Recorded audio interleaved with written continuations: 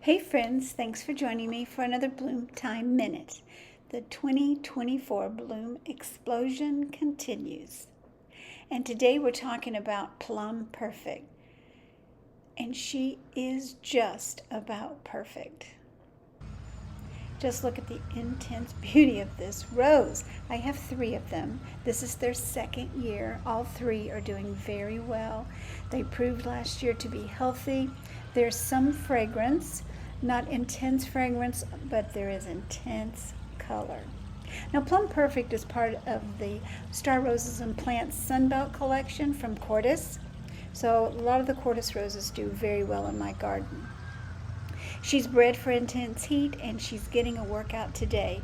It was 86 and it's just May.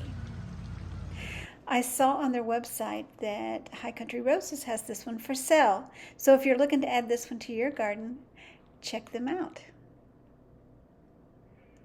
Who doesn't love that color? My. Well, friends, until next time, happy gardening.